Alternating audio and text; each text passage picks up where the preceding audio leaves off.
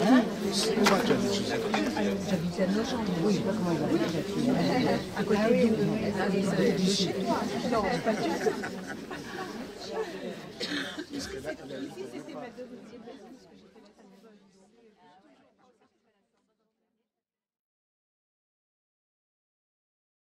Bien, bonjour. Tout d'abord, merci Nourit pour cette invitation. Merci à toi, vraiment, de venir toujours fidèle. Je réitère la formule. J'ai dit je réitère la formule, c'est mal, le son est un peu sourd. Hein. Je veux dire, au sens... là, vous m'entendez mieux comme ça, peut-être? Non. Et non, je réitère la formule que je dis à chaque fois que je viens, que j'ai la chance, le plaisir de venir après ces séances de films. J'avais fait une promesse à Nourit il y a quelques années, et je lui ai dit à chaque fois que tu sortiras un film, je viendrai avec plaisir pour essayer de dire quelques mots de partage. C'était une promesse qui avait été faite pour des raisons d'amitié. Voilà. Ce qui va me pousser de faire encore un film tant que tu viens. Avec très grand plaisir. Alors, en dehors des remerciements, un magnifique bravo. Je ne sais pas si ça se dit, un magnifique bravo. Je ne sais pas d'ailleurs comment ça se dirait en signe. D'ailleurs, là, voilà, oui. En tout cas, j'étais très content. Voilà, j'ai appris. Non, c'est comme ça. Hein? Bon, on fera un cours après. J'étais très content de voir ce film, enfin bravo, je l'ai revu pour la 3e ou 4e fois. Et comme à chaque fois dans tous les films, quand on les revoit, on voit des choses qu'on n'a pas vues la première fois. Donc, sur grand écran. Et surtout sur grand écran, puisque les premières fois, je les ai vus sur l'ordinateur. Et ça change complètement le propos. Surtout au niveau du son. Et surtout au niveau du son aussi. Non, c'est vrai. Voilà, donc il faut revenir, non pas regarder sur votre ordinateur, mais revenir en salle. Et j'ai trouvé que ce film était très émouvant. En tout cas, moi, je l'ai ressenti comme très émouvant. J'ai même failli pleurer 2 fois. C'est pas une formule, c'est réel.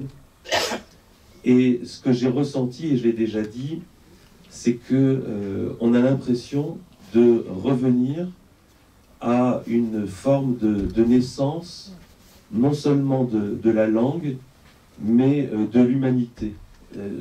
À ce moment où la langue a pu surgir dans l'humanité, et j'ai aimé ce geste que vous avez, parce qu'on découvre les signes au fur et à mesure. On a bien compris que la langue des signes, c'est comme toutes les langues, c'est-à-dire différent. La langue des signes israélienne, c'est pas celle ni de l'espagnol ni de l'italien. Apparemment, il y a des choses qui se rencontrent, mais c'est une langue qui est très proche je dirais, de la vie, de la naissance du monde. Et j'ai aimé ce geste-là que vous avez certainement aussi vu, quand au début du film, plusieurs fois, on voit le verbe naître, avec ce mouvement de sortie de l'utérus, sortie de la matrice, quelque chose qui est peut-être le signe le plus émouvant du film, comme si on assistait dans ce film à la naissance d'une langue. À la naissance d'une langue et à la naissance d'une humanité parlante. Alors, chaque personne qui vient après ce film, ou après les films de Nourit en général, parle à partir de leur spécialité. Donc, je vais essayer de partir à partir de ce que je connais, qui sera une forme de dialogue et d'éclairage par rapport à ce que nous avons vu. Alors, les personnes qui viennent maintenant sont les personnes qui étaient dans l'autre salle. Donc, vous pouvez peut-être aussi vous asseoir ici pour ne pas rester debout sur le perron. Voilà, il y a des petites, il y a des petits escaliers.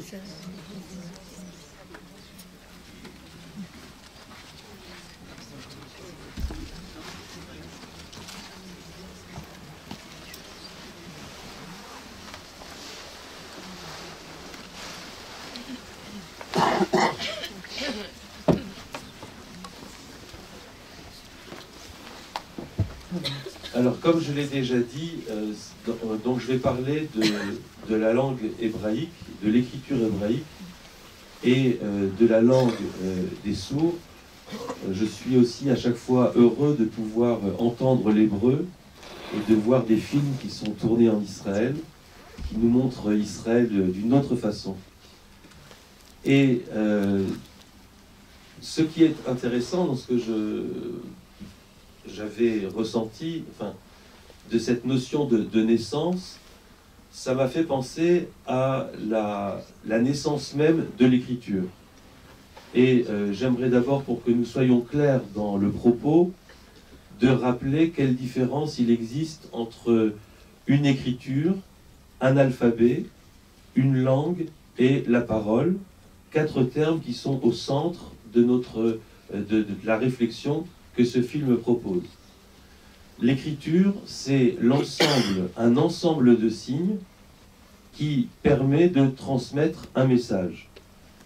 L'écriture a été inventée il y a un peu plus de 5500 ans, ce qui est toujours très parlant pour la pensée hébraïque, la pensée juive, quand on se rappelle que le calendrier hébraïque a aujourd'hui, par exemple, 5777 ans, et les enfants ou les personnes me demandent toujours, mais pourquoi le calendrier hébraïque a 5777, pourquoi il n'a pas 10 000, pourquoi il n'a pas 100 000? On sait très bien qu'il y a des centaines de milliers, des millions d'années du monde. Pourquoi 5777? Et j'ai trouvé une réponse qui me semble satisfaisante en tout cas, c'est que lorsqu'on dit que le monde a été créé il y a 5777 ans, c'est pas le monde physique, c'est le monde tel qu'il a pu commencer à être transmis, raconté, parce que des signes d'écriture avaient été inventés. Quand je parle de la création du monde il y a 5777 ans, c'est la création du monde écrit, racontable, tel que le livre de la création, Sefer Yetzira, le dit très bien en hébreu, le dit très bien, le monde a été créé par l'alphabet, par les nombres et par le récit. Ce qu'on appelle un monde, c'est un monde raconté. Et donc il y a 5770 ans, pour les historiens on va dire 5500 ans, le monde, l'écriture a été inventée simultanément en Mésopotamie et en Égypte. Et cette création d'écriture, c'est une écriture. Pourquoi une écriture et pas encore un alphabet? Parce que l'écriture, ce sont des milliers de signes. Il y avait en cunéiforme des milliers de signes, de la même façon qu'en hiéroglyphe égyptien, il y avait des milliers de signes. Alors comment passe-t-on d'une écriture à un alphabet? Justement par la réduction du nombre de signes, et un alphabet est un système de signes entre 20 et 30 signes qui permet de transmettre toutes les informations que l'on veut. Et donc vous voyez qu'entre l'écriture hiéroglyphique avec ses milliers de signes et l'alphabet qui peut en découler avec 20 signes, il a fallu une grande évolution dans la culture humaine. Or, cette évolution, elle s'est faite lors de la sortie de l'Égypte. Les historiens précisent que je vous renvoie ici à un très beau livre de monsieur Pommier, Gérard Pommier, qui s'appelle « Naissance et renaissance de l'écriture ».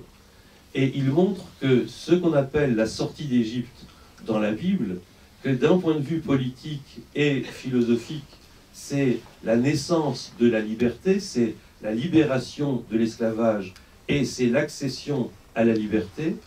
il y a un phénomène que l'on oublie, parce qu'on ne le connaît pas souvent, qu'on ne prend pas en compte, c'est que cette liberté, elle est concomitante de la naissance, non pas de l'écriture qui existait déjà, mais la naissance de l'alphabet. Au moment de la sortie d'Égypte, les Hébreux esclaves qui sortent d'Égypte et qui vont aller vers la terre de Canaan, pendant leur séjour dans le désert, mais déjà certainement avant, vont modifier l'écriture égyptienne de ces milliers de signes pour inventer non pas une écriture, mais un alphabet, c'est-à-dire réduire ces milliers de signes à 20 et 30 signes. Et donc, cette écriture, on va appeler écriture cananéenne, est en fait une écriture égyptienne qui est réduite. Mais ce qui est le plus passionnant, c'est que dans les hiéroglyphes égyptiens, nous avons des images. Et dans cette naissance de l'alphabet, nous allons avoir encore au début des images qui, au fur et à mesure, vont devenir des signes abstraits. Mais ce que nous allons faire ensemble, nous allons voir quels sont ces 20 ou 30 signes qui sont apparus, qui se sont stabilisés à entre 22 et 27 signes.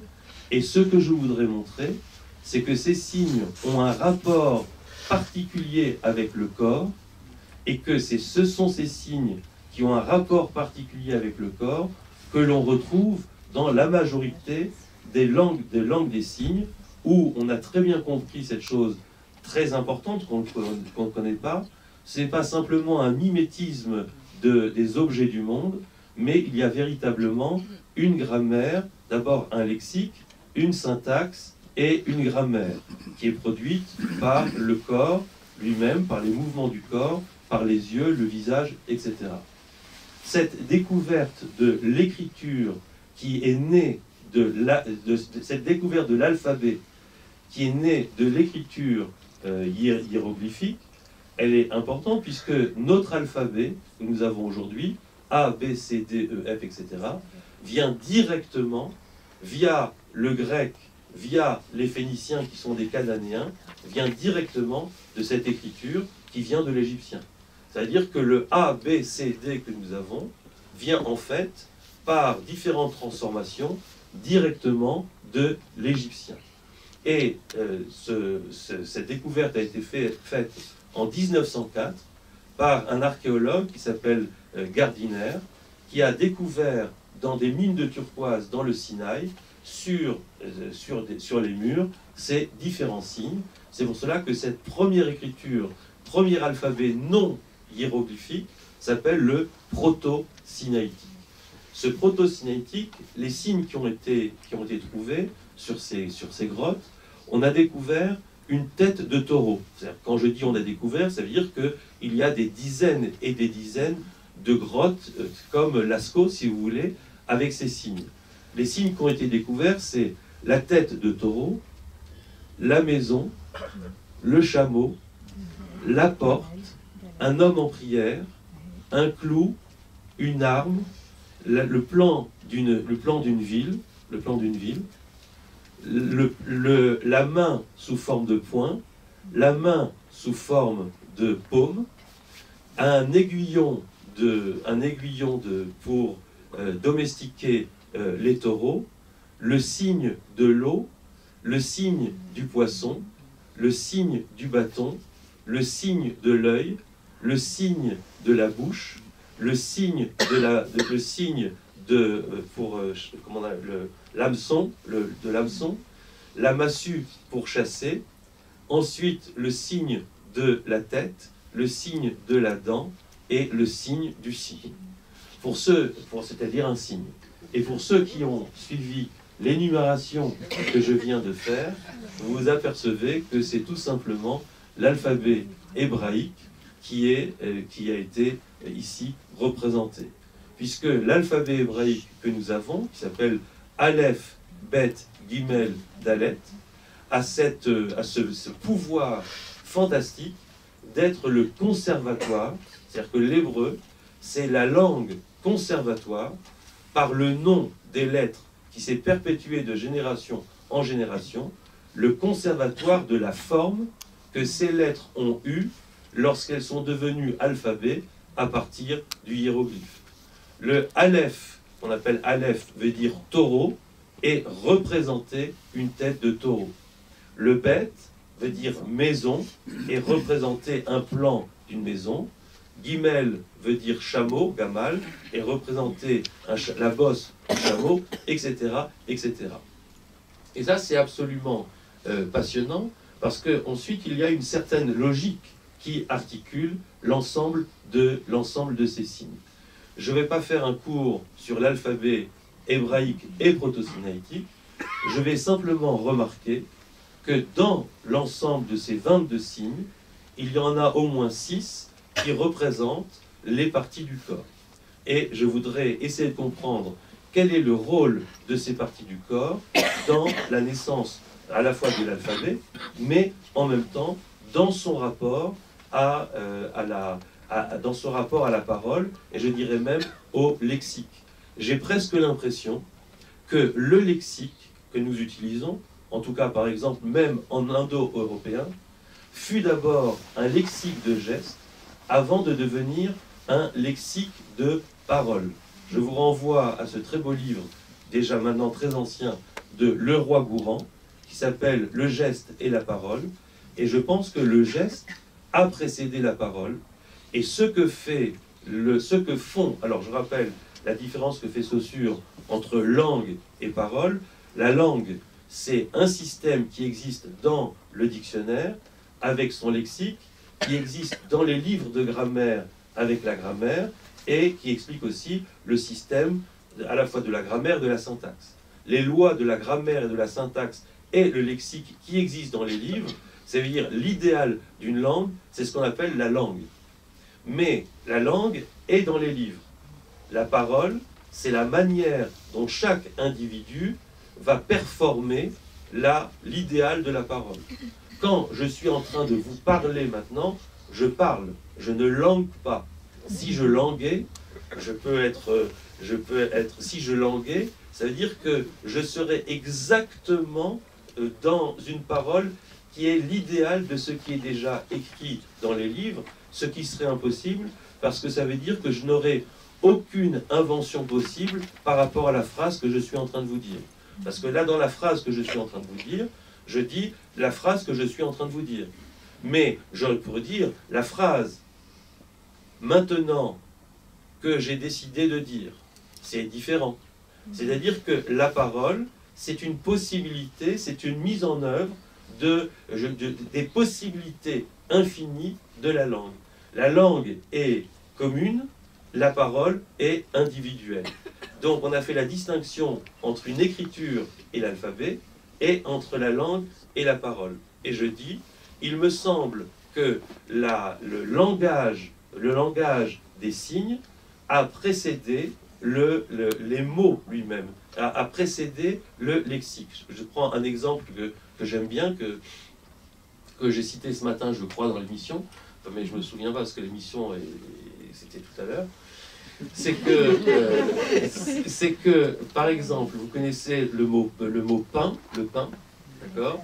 Eh bien, en anglais, alors, à partir de l'indo-européen, en anglais et en allemand, le mot, on va prendre l'allemand par exemple, Brot, c'est le pain, ça a donné, la même racine que Bruder, qui veut dire le frère. Et c'est la même racine que Brechen, qui veut dire couper et partager. Et l'idée, donc, du pain, c'est ce que je partage avec le frère. Donc le mot brot, qui veut dire le pain, quand je l'entends comme cela, on a l'impression que je dis le pain, ça renvoie au mot pain. Mais en fait, avant, j'essaie de mettre ça comme ça parle ici, parce que pour parler le langage des signes, pour avoir le pain, on pouvait dire je fais le signe à mon frère que je vais partager avec lui. Donc le mot pain, en langue des signes, non pas des sourds, mais en langue des signes des hommes qui veulent inventer la transmission, je peux dire à Nourit, c'est-à-dire quand nous étions tous les deux Cro-Magnons, je lui dis qu'on va partager du pain, regardez. Voilà. Ça, je ne parle pas du tout des signes, mais c'est exactement ce que dit le mot brot, bruder, frère, brechen, parler. En anglais, c'est la même racine, bread, le pain, ça voudrait dire que le pain, alors que ça a donné brother, comme brother, le frère, et ça a donné to break, qui veut dire couper. C'est exactement la même chose, ce que le latin a très bien retenu en nous parlant du compagnon, qui est celui que, du latin cum panis, ça veut dire celui avec qui je partage le pain, ce que le français plus moderne a retenu sous la forme de copain. Le copain, c'est celui avec qui je copain, je partage le pain. Et là, vous avez véritablement le signe, avant même, je veux dire que c'est le signe qui a donné le mot. Et donc, dans cet exemple, je voudrais vous rappeler donc qu'en hébreu, il y a 6 lettres au moins qui ont un rapport avec le corps. Dans l'ordre de l'alphabet, vous avez... alors, il y en a un avec lequel les chercheurs hésitent, c'est la lettre Vav. D'après le nom de cette lettre, qui veut dire le clou, ça serait un clou. Mais la forme de la lettre Vav peut être aussi le doigt. Donc on aurait le Vav qui est le clou et le doigt. Ensuite, il y a la lettre Yod, qui a donné en hébreu le mot Yad, qui veut dire la main. Mais en fait, Yod ne veut pas dire la main. Parce que la lettre qui vient après la lettre Yod, c'est la lettre Kaf, qui veut dire la paume de la main. Et donc, les chercheurs en déduisent que Yod, c'est la main fermée, et que Kaf, c'est la main ouverte. Et ensuite, vous avez, dans l'ordre de l'alphabet, il y a le samer, qui est représenté, qui veut dire s'appuyer, qui est l'appui, mais pour les chercheurs, c'est la colonne vertébrale. Tu me dis combien de temps j'ai, si je parle trop, tu me dis, je m'arrêterai, vous inquiétez pas. Là, c'est le samer qui veut dire l'appui, c'est la colonne vertébrale, mais en même temps, on a retrouvé des formes anciennes qui représentaient la cage thoracique. Ça veut dire ce qui permet, c'est le tronc, samer, qui permet à tout le corps de s'appuyer, d'exister. Donc on aurait le doigt, on a la main qui est fermée, on a la main qui est ouverte, et le tronc, d'une certaine manière, la cage thoracique, qui est notre appui essentiel. Enfin, il y a aussi les jambes, mais disons que c'est sa structure. Voilà, c'est quelque chose qui structure. Et tout de suite, après la lettre samer, il y a la lettre aïn, qui veut dire très simplement en hébreu, comme en arabe d'ailleurs, ça veut dire l'œil, qui se continue par la lettre P, qui veut dire la bouche. Donc on a déjà le doigt, le poing, la paume, la cage thoracique, l'œil, la bouche, et il y a une dernière lettre, alors encore 2 lettres du corps, la lettre resh, qui veut dire roche, ça veut dire la tête, et la lettre shin, qui veut dire la dent. Donc ce sont des choses, shinaïm, ça n'a pas changé en hébreu, shin, c'est une dent, shinaïm, ce sont les dents, et la représentation d'ailleurs en proto-sémiotique de cette lettre-là, c'était, sous cette forme-là, c'est une dent. C'est-à-dire que quand vous regardez les parois des grottes de ces mines de turquoise, c'était à Serabit el-Kadem, c'est le nom de cet endroit dans le Sinaï, il y a véritablement un œil qui est dessiné, un poing qui est dessiné, ou une main comme ça. J'ai bien aimé tout à l'heure quand on dit bleu, hein, on ne sait pas si c'est comme ça ou si c'est comme ça, vous voyez, ils savaient déjà danser avec John Travolta, ils avaient déjà le... En fait, John Travolta, c'est un commentaire du proto-sinaïtique, et donc... Non, bah, je vous le dis. Hein. Et donc, enfin, j'ai vu ça aussi, j'ai bien aimé ça tout à l'heure ici. Ça, c'est peut-être, hein, je ne sais pas. En tout cas, oui, je ne sais pas. En tout cas, ça veut dire signer, parler. Et vous avez vu que traduire était très beau. Hein, je traduis. Voilà. Et donc, on a l'ensemble de ces lettres-là. Et on a trouvé, donc, sur ces grottes, on trouve véritablement la forme d'une bouche, la forme d'un œil, la forme d'une dent. C'est-à-dire que ces signes, le sens de ces signes est absolument avéré. Et j'avais montré par exemple aussi lors de notre émission que j'ai faite il y a 15 jours avec Nourit, Une semaine, ça passe tellement vite. Il y a une semaine, voilà, que vous pouvez réécouter sur Talmudique, en fait sur France Culture, j'étais très très très étonné que en hébreu, le mot ami, un ami, ça se dit yedid. Et ça s'écrit yod, dalet, yod, dalet. Ça veut dire littéralement, c'est même pas là, c'est littéralement lettre à lettre. Ça veut dire yad, yad. Ça veut dire la main dans la main. Par exemple, si on fait ami, ami, voilà, ça on n'a pas besoin de dire comme ça, mais c'est un peu simple. Laisse tomber, c'est pas grave. C'est Saint-Exupéry qui est fait. On va le relever. Vous allez comprendre pourquoi j'ai amené Saint-Exupéry tout à l'heure. Et donc yad, yad, ça veut dire ami, ami. Et enfin, ami, ami, ça peut être en Floride, mais c'est pas nécessairement. Voilà. Et donc. Non, parce que je me suis tout seul, enfin je me suis... Et l'idée c'est que, donc on se regroupe, regardez, et donc il y aurait une séquence des lettres qui disent le corps, et je vais vous en donner une pour montrer comment ça fonctionne. C'est un commentaire, alors la Kabbale a beaucoup insisté sur cette idée du rapport entre le corps et entre le corps et les lettres, entre le corps et l'alphabet. Et j'ai eu la chance, un jour, il y a très longtemps, de rencontrer un commentaire de Rabbi Schneerson, l'ancien rabbi, enfin le dernier rabbi de Lubavitch, qui faisait un commentaire extraordinaire sur un verset commenté par Rashi. Alors le verset est le suivant, c'est que dans le chapitre 25 de l'Exode, il est dit « Vous prendrez pour moi un prélèvement, c'est-à-dire pour de l'argent ou des choses que les personnes vont amener pour construire le temple du désert. » Et le texte en hébreu dit « Vayikru li » ils prendront « li » pour moi. Et Rashi, le commentaire de Rashi, donc le commentaire français de Rashi, 11e, 12e siècle, traduit « li » pour moi, c'est Dieu qui parle pour moi, il traduit « lishmi » pour mon nom. Pour mon nom. Et voilà le commentaire, il dit, ça veut dire quoi pour mon nom? C'est quoi le nom de Dieu? C'est quoi prendre pour mon nom?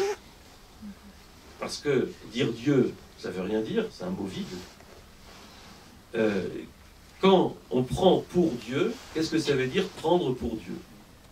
Et le commentaire est le suivant, il dit le nom de Dieu, qui se dit en hébreu Yod, qui s'écrit, parce qu'il ne se dit pas, il ne se prononce pas, il s'épelle, c'est un nom imprononçable, ineffable. Il s'écrit Yod, He, Vav, E. Yod, He, Vav, E. Si je traduis cela en image, ça veut dire Yod, c'est la main. Là, je ne suis pas encore dans le commentaire, je suis dans les anciennes traductions. C'est la main en proto-sinaïtique, ou le poing. Le He, c'est dans les dessins proto-sinaïtiques, c'est un homme en prière qui danse. Et donc qui a les bras levés, de cette manière-là, comme ça, et souvent sur un pied. Souvent sur un pied, et apparemment dans le désert, et apparemment il a envie de prier, alors il fait et c'est la lettre E, je suis très sérieux. Cette lettre, donc il y a cette forme-là, ici vous voyez les deux bras plus la tête, est passée en phénicien, exactement dans la même forme, mais le phénicien est passé en grec, et les Grecs ont retourné la lettre à 90 degrés, et ça donne précisément la lettre E que nous avons, qui a gardé exactement la même forme que la lettre E de cet homme en prière. Il faut bien comprendre que toutes les lettres que nous avons dans l'alphabet occidental viennent directement du proto-sinaïtique via le phénicien et qui retourne directement à l'égyptien. Donc le E, c'est l'homme en prière. Le Vav, on l'a vu, c'était le clou ou le doigt, et puis le E, on vient de le dire, c'est l'homme en prière. Ça, c'est une traduction. Mais le commentaire est le suivant. Yod, ça veut dire la main fermée. Alors imaginez maintenant le He, comme en hébreu, les lettres sont aussi des nombres. Et c'est la 5e lettre de l'alphabet, c'est aussi le nombre 5. Mais le nombre 5 était marqué en hébreu ancien par le fait d'ouvrir la paume de la main et de faire ce geste-là, puisque en ouvrant la paume de la main, on montre les 5 doigts, on dit 5. Mais en retour, dire 5 veut dire ouvrir la paume de la main. Tape 5, d'accord? On ouvre la paume de la main. Et le commentaire est le suivant. Qu'est-ce que signifie Dieu? Imaginez que j'ai un objet quelconque, par exemple, un petit objet, non, bon, ça ne va pas aller. Un autre micro. Non, non, j'ai ce qu'il faut. Voilà. Imaginez que j'ai cela en main et je vais le donner à Nourit. Donc je le prends dans la main, je vais le donner à Nourit. Comment vous appelez cette lettre, ce geste en hébreu? On vient de le dire, c'est yad, c'est yod. C'est la main qui est fermée. Dedans, il y a le bouchon de la bouteille, je veux le donner à Nourit. Si, c'est bien, reste, non, fais comme ça. Si je garde, mais reste comme ça. Si je veux lui donner, mais j'ouvre pas la main, elle ne recevra jamais. Donc là, on fait la deuxième phase. Pour pouvoir donner, il faut nécessairement, il y a quelque chose dans la main, mais j'ouvre la main. Et donc on a yod et. Mais là, moi je suis avec mon bouchon, yod, et je dis à Nourit, je vais te donner un bouchon. Donc je dis yod, et elle dit, mais il est où le bouchon? Je dis, ne t'inquiète pas, je vais te le donner. Je tends la main avec la main qui est ouverte. Et donc, quand j'ai tendu la main, j'ai tracé une ligne qui est précisément la lettre Vav, qui est représentée par une ligne. Donc les 3 premières lettres du tétragramme du nom de Dieu ineffable, c'est le fait d'avoir un objet dans la main, Yod, de vouloir le donner, et véritablement de le donner à l'autre, de transmettre. Mais le bouchon est toujours dans ma main. Pour que Nourit puisse le recevoir, il faut qu'elle aussi ait la main ouverte, ça veut dire le hé, c'est-à-dire la main qui est devenue 5 doigts. Ce qu'elle fait maintenant, regardez, on fait tout le yod, et vav, et elle a reçu l'objet. Et donc le tétragramme, pour ce commentaire, c'est le fait, c'est l'ensemble des gestes du corps qui permettent de transmettre un objet, de donner quelque chose à autrui, c'est-à-dire de partager. Et à ce moment-là, on comprend le sens, à quel point c'est un commentaire qui est formidable. Ça veut dire que là, ce qu'on va appeler la transcendance, c'est-à-dire le divin, c'est l'éthique du don et du recevoir. Et on comprend à quel point la philosophie de Lévinas, qui se définit comme éthique première, c'est-à-dire la reconnaissance de l'altérité, c'est pas simplement la reconnaissance de l'autre, c'est la reconnaissance de l'autre dans le partage, dans ce partage. Et à chaque fois qu'il y a don, enfin qu'il y a donner et recevoir, il y a la dimension de l'écriture en filigrane de ce tétragramme. Ça, c'est un exemple, et on pourrait en prendre d'autres. Et je terminerai cette première, je terminerai mon propos en disant que cette idée de retourner à l'image, ce que j'ai appelé une archéographie. On parle d'archéologie pour la science que l'on connaît, mais on pourrait parler d'archéographie pour retourner, arché, c'est à l'origine, de la graphie originaire. Et ce que nous avons fait, ce petit travail, par le biais du proto-sinaïtique, le fait de retourner au proto-sinaïtique, c'est de l'archéographie. Et il m'a semblé, en voyant le film de Nourit, et en écoutant l'ensemble des propos, et voyant surtout les gestes de toutes ces personnes, c'est que justement, si j'ai dit que l'hébreu était un conservatoire des formes originaires des lettres de l'alphabet, on pourrait dire que la langue des signes réinventée, parce qu'on a l'impression qu'elle est réinventée, est une forme d'intuition des gestes qui ont présidé à la naissance je dirais même de la pensée, le geste qui a de présider au lexique qui a présidé à la parole. Vous vous rappelez que dans le dernier film de Nourrit sur la poétique du cerveau, le cerveau, quand les recherches ont été faites sur le cerveau pour voir la place des organes sur, par exemple, ce qu'on appelle le sillon de Roland, si mes souvenirs sont bons, la main occupe la moitié avec le pouce de manière encore plus centrale. La main est quelque chose qui est presque le centre du cerveau, et l'autre côté du cerveau, l'autre partie, ce sont les lèvres et la dimension à la fois qui permet de se nourrir, mais qui permet aussi de parler. Notre cerveau est fait, nous sommes des êtres avec un cerveau parce que nous nous exprimons, mais nous exprimons non pas seulement avec la bouche, mais aussi avec le corps et aussi de manière essentielle avec la main. C'est pour cela que le verset dans le livre des Proverbes, chapitre 13, verset 6, qui m'a beaucoup surpris, Salomon écrit que l'homme koretz be'enav, il fait des signes avec ses yeux, molel beraglav, il parle avec ses pieds, ou more be'etzbotav, et il enseigne avec ses doigts. On a l'impression que dans le texte des Proverbes, ce langage des signes était encore quelque chose d'éminemment prégnant. Ce retour à l'image d'origine, je l'ai retrouvé dans un texte que je voudrais, qui est là justement. Une petite seconde. Voilà. Ici. Voilà, très beau texte. Voilà, que je vais vous lire. Lorsque j'avais 6 ans, j'ai vu une fois une magnifique image dans un livre sur la forêt vierge qui s'appelait Histoire vécue.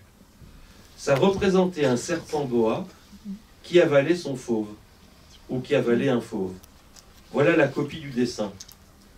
On disait dans le livre, les serpents boa avalent leur proie tout entière, sans la mâcher. Ensuite, ils ne peuvent plus bouger, ils dorment pendant les 6 mois de leur digestion. J'ai alors beaucoup réfléchi sur les aventures de la jungle, et à mon tour, j'ai réussi avec un crayon de couleur à tracer mon premier dessin. Mon dessin numéro 1, il était comme ça.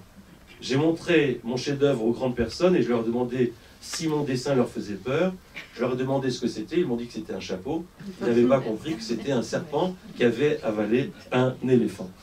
Et alors, la question que je me suis posée dans ce texte, donc le début du Petit Prince de Saint-Exupéry, c'est pourquoi dessine-t-il un boa? Et la réponse est très simple, c'est qu'il raconte l'histoire d'un enfant de 6 ans qui commence à dessiner, et à 6 ans, j'ai essayé de... Lorsque j'avais 6 ans, dit-il, j'ai essayé de me rappeler qu'est-ce que j'ai fait quand moi j'avais 6 ans. Et à 6 ans, j'ai fait exactement ce que vous tous, nous avons fait tous à 6 ans. Nous avons appris à lire et nous avons appris à écrire. Et à ce moment-là, je me suis rappelé mon premier cours d'écriture. Je crois qu'elle s'appelait Madame Delzen, c'était la maîtresse. Il y avait un chignon blond. Et c'était à l'école rue Liberger, avenue Liberger, ça existe? Avenue Liberger à Reims, ça existe à Reims? C'est avenue Liberger? Voilà, rue Liberger, voilà. Alors j'habitais à l'époque rue des Capucins, à Lille, l'angle de la rue de Vesle. Je dis ça parce qu'il y a à Reims, parce qu'il y a des Rémois, c'était pour dire que je connais bien. Voilà, et donc on continue la rue des Capucins, et on tourne à droite dans la rue Liberger, et il y avait mon école, la petite école primaire, maintenant je ne sais pas ce que c'est devenu. Quand on continue, il y a la rue Clovis avec la synagogue. Bon, le tourisme rémois, je le ferai après. Et donc, je me souviens de ce moment où la maîtresse a dit « On va apprendre la première lettre, c'est le A. Et je vous demande, les enfants, de bien le dessiner. Est-ce que vous pouvez dessiner un beau A ?» Et quand je me suis souvenu de ce boa, je me suis dit, mais c'est génial, parce que le Petit Prince, qui sait Saint-Exupéry, c'est celui qui se souvient que les lettres, comme le A, en fin de compte, elles ont un rapport à l'image. Alors je me suis dit, mais est-ce que c'est une folie ou c'est simplement est-ce que c'est une idée? je me suis dit, mais faisons l'expérience avec la deuxième lettre, puisque je me souviens que Madame Delzen, de l'école de la rue du Verger, avait dit, si ça ne vous dérange pas de signer, pas signer, oui, de dessiner un beau B. Et donc, on a dessiné un beau B. Mais si vous avez un beau A, une belle lettre A, et un beau B, une belle lettre B, vous avez précisément un baobab. Et ce baobab, c'est le deuxième dessin dans Saint-Exupéry. C'est-à-dire que je me suis dit que le génie, ou alors l'inconscient de Saint-Exupéry, et là, c'est vraiment quelque chose, je pense, tout à fait sérieux. Pourquoi Saint-Exupéry et Le Petit Prince est un texte, c'est le seul texte au monde qui est traduit autant que la Bible, vraiment autant que la Bible, dans toutes les langues qui existent, Le Petit Prince est traduit. Pourquoi? Parce qu'en fait, il renoue dès la première phrase à quelque chose d'une racine de notre humanité, à savoir le lien qui existe entre l'image et la lettre, entre l'image et l'alphabet qui permet la transmission. Et je crois que l'immense mérite du film de Nourrit, c'est de nous donner à penser cette naissance de l'humanité dans la volonté que les êtres ont à partager et d'avoir gardé, grâce à cette langue, à chaque fois réinventé des signes, ce moment où l'homme, avec tout son corps, et en particulier sa main, mais pas seulement, avec son visage et l'ensemble de son corps comme on l'a vu, puisque faire des clins d'œil, j'ai bien aimé, je ne l'avais pas vu la première fois, c'est que le traducteur Gall, à un certain moment, juste à la fin, il a fait un petit clin d'œil. Et je me suis dit, est-ce que c'était un clin d'œil de comment on appelle ça, de complicité, ou est-ce que c'était dans le langage des signes? Mais tout simplement, en langage des signes, je suppose que faire un clin d'œil, ça veut dire c'est un langage de complicité. Regarde, imaginez par exemple, imaginez par exemple, vous allez en Israël, vous demandez à quelqu'un un renseignement, il ne peut pas vous le dire tout de suite, mais il est parlant. Il va vous faire comme ça. Ça veut dire attendre. Mais c'est le même geste qu'il y a ici dans le langage des signes israélien. Et je me suis demandé, est-ce que le langage des signes israélien dit attends en langage des signes parce qu'en Israël on dit attends comme ça, ou en Israël on dit attends comme ça parce que dans le langage des signes israélien on dit attends comme ça. Donc, et d'ailleurs, c'est parfait. La petite, vous avez vu comment elle a dit c'est parfait? Elle a fait comme ça, elle a dit c'est parfait à sa mère. Avec cette chose absolument géniale que Nourrit aime particulièrement, le fait que la vache, que le lait se dit par ce geste qui est traire. Ça veut dire que le lait en langage des signes, ça se dit traire. Et comme dit Nourrit, cette petite fille n'a peut-être jamais vu de vache que l'on traite. Ça veut dire que même le geste, qui est un geste très très très ancien, à l'époque il y avait encore des gens que l'on voyait traire, on ne les voit plus, mais on a gardé. Donc il y a dans ce texte, et c'est ça vraiment un des, parce que le film est tellement riche, mais un des mérites immenses de ce film, de nous montrer qu'il y a ce conservatoire de la naissance de notre humanité. En Israël, ils savent très bien faire ça, le rapport au corps, au geste. C'est une question, vous savez, il y a beaucoup d'Israéliens qui marchent comme ça.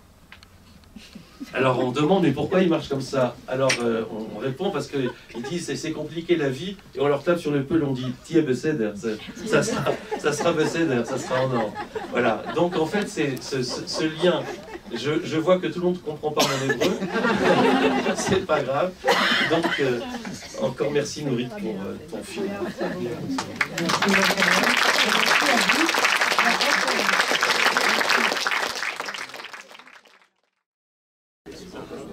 Israélien, mais arabe, qui parle arabe, et puis israélien qui parle hébreu, et puis il y a cette langue au-delà, et je pense que politiquement ça permet de surmonter